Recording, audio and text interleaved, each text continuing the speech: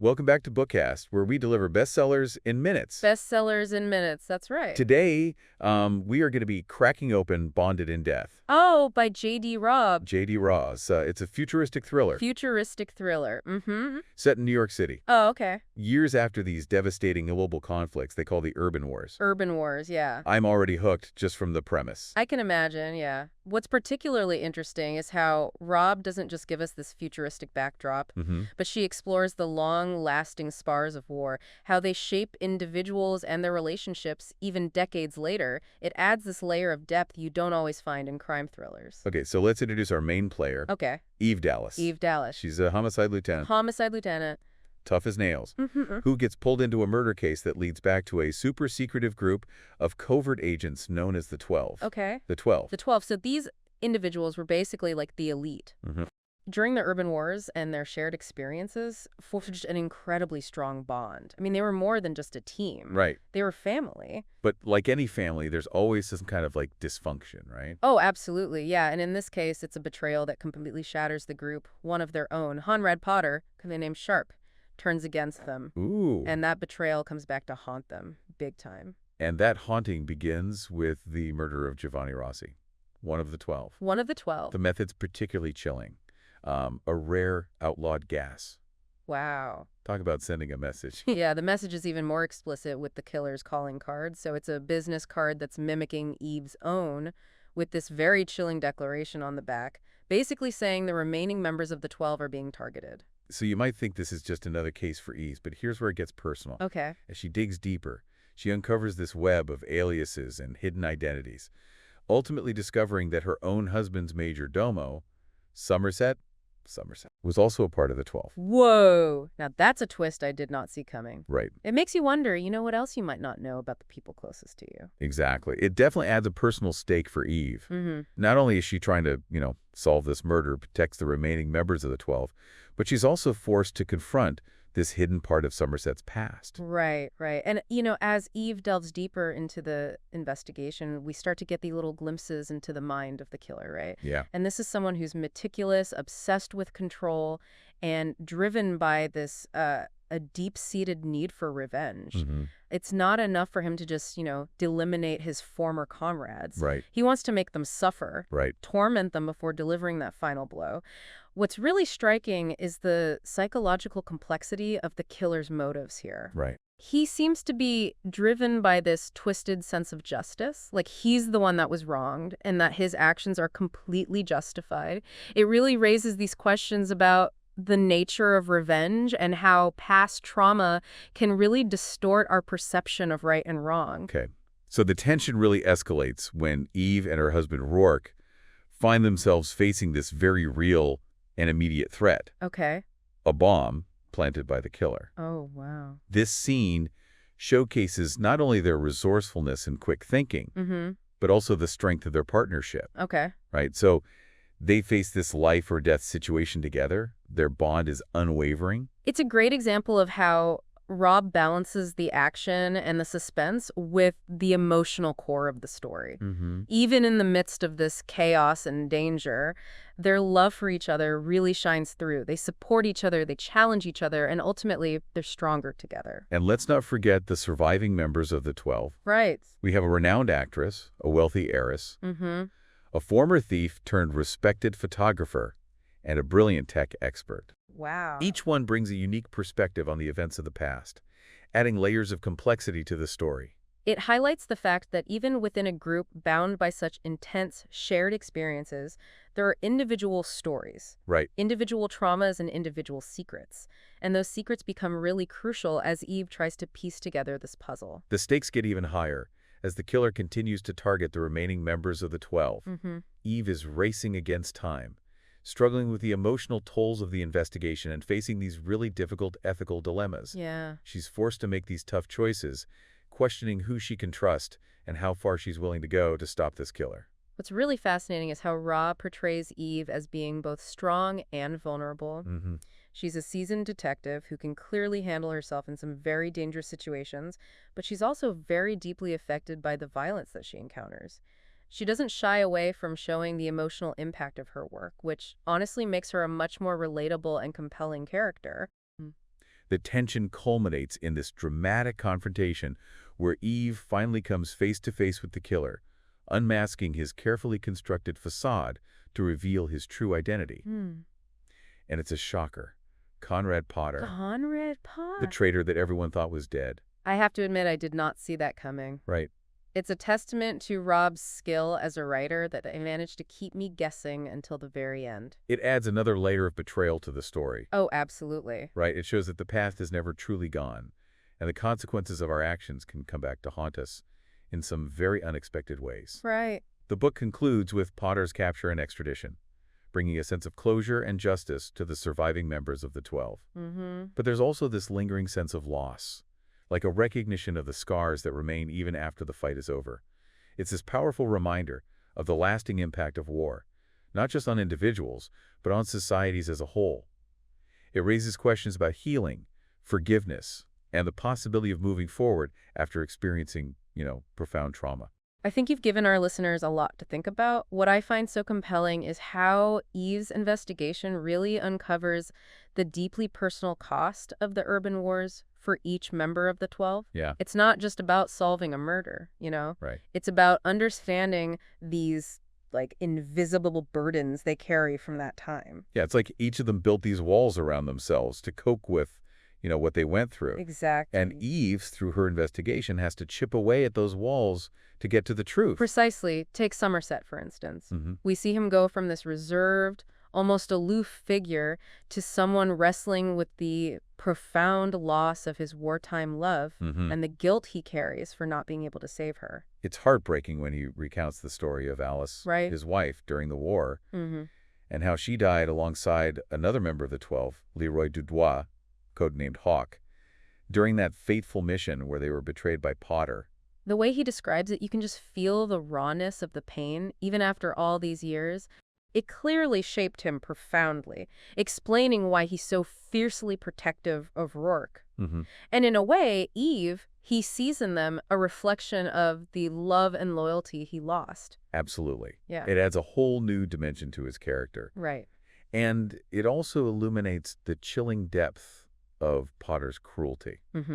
He's not just motivated by greed. Right. There's this, sadistic element to his actions. Yes. This desire to inflict pain and reopen old wounds. Exactly. He's playing the twisted game, using the shared history of the 12 as pawns and his elaborate scheme of revenge. And while Eve is grappling with all of this new information about Somerset and the events of the past, she's also trying to stay one step ahead of Potter. Right. She knows that he's planning to target the rest of the 12, and he's determined to stop him. It's a race against time, and the stakes are incredibly high. The tension just builds with each new revelation as Eve realizes just how deeply Potter has embedded himself in her life, playing on her strengths and weaknesses to manipulate her. And don't forget, Potter's a master of disguise Oh, yeah. and deception. Totally. He's been living under assumed identities for years, carefully covering his tracks and planning this elaborate revenge scheme. This is where Robb's talent for crafting these intricate plots really shines. Yes. The layers of deception and misdirection keep you guessing. Right. You're constantly on the edge of your seat. There's this brilliant scene where Eve consults with Adine first. Oh, yeah. This famous author who also happens to be a friend. Okay. They've both dealt with their share of dangerous criminals. Right. And Nadine offers Eve some valuable insights into Potter's psychology. It's a reminder that even a seasoned detective like Eve needs a sounding board sometimes, Right. Someone who can offer a different perspective and help her to see the bigger picture. For sure. And Nadine, being who she is, has this incredible network of contacts. Yes. And information that proves incredibly useful to the investigation. Right. It's like she has her finger on the pulse of the city's underbelly. Exactly. It highlights the importance of collaboration and utilizing all available resources when you're dealing with a complex case like this. For sure. So, as Eve gathers more information, she begins to piece together Potter's plan. Okay. And this is where it gets really intense. Okay. Potter arranges what appears to be this innocent lunch date with 3 of the remaining female members of the 12, Ivana, Marjorie, and Iris. what's so chilling is how Potter exploits their sense of camaraderie. Right. Their shared history. Mm-hmm. He knows they wouldn't suspect a threat from someone they considered family. Right, especially after all these years. Especially after all these years. Right, and the way he sets it up is so calculated. Mm-hmm. He uses Iris's gullible and somewhat self-absorbed cousin Right. to lure the women to this specific restaurant where he has planted a bomb. Oh, wow. He even plans to be in a nearby apartment watching as everything unfolds. It just speaks to his twisted sense of control. Exactly. And the pleasure he derives from manipulating people. Yeah, he's orchestrating this elaborate performance, casting himself as the puppet master. It's horrifying. It is. But also fascinating to see how his mind works. It's like he's living in this distorted reality where he's the hero of his own story. Right. Seeking retribution. Yeah. For perceived injustices. Exactly. It's a classic example of a villain who believes he's justified in his actions. Even though they are objectively cruel and reprehensible, he's blinded by his own twisted sense of righteousness. Thankfully, Eve and Rook catch on to Potter's plan, just in time. Oh, thank goodness. Rook manages to disarm the bomb with minutes to spare. Talk about a nail-biter. Right. Oh my gosh. It's a pivotal moment in the story. It not only saves the lives of the 12, but it also pushes Potter further into a corner, making him more desperate and unpredictable. And it showcases Rourke's incredible skills. The guy can hack into anything and defuse a bomb with ease. He's like a futuristic James Bond. He's definitely a valuable asset to Eve. Absolutely. His resources and ingenuity prove essential in this cat-and-mouse game with Potter. For sure. Potter escapes, of course. Right. But not before Eve gets a good look at his new face. Right. It turns out he's been using advanced technology to alter his appearance, making him virtually unrecognizable. It adds another layer of complexity to the investigation. Oh, absolutely. Eve's not just dealing with a cunning criminal. Right. She's dealing with a ghost. Someone who can blend into any crowd and disappear at a moment's notice. It's like chasing a shadow. Right. But Eve doesn't give up. She's determined to bring him down, not just for Rossi and the other victims, but for herself, too. He's made it personal, and she's not one to back down from a challenge. What I admire about Eve is her tenacity. Oh, yeah. She doesn't let fear or frustration deter her from her mission. Right. She uses every tool at her disposal, from her sharp instincts to the advanced technology of her world, to hunt down her prey. She's relentless, that's for sure, but she's also smart. She knows she needs more than just brute force to catch Potter. Right. She needs to understand his patterns, his motivations, the way his mind works. She's playing a game of chess, trying to anticipate his next move. This is where the novel really delves into the psychological aspects of criminal profiling. Oh, yeah, for sure. It's not just about catching the bad guy. Right. It's about understanding what drives him, his vulnerabilities, his obsessions. Absolutely. And as they dig deeper into Potter's past, they uncover more about his time with the 12, the events that led to his betrayal, and the people who might have aided in his escape from prison. It's like peeling back the layers of an onion, revealing the complexity of the characters and the intricate web of connections that binds them together. Speaking of connections, remember how we talked about the killer leaving a calling card at the crime scene? Yeah. Well, it turns out there's more of that card than meets the eye. Oh. This is where the details become crucial. It's not just a random act of arrogance.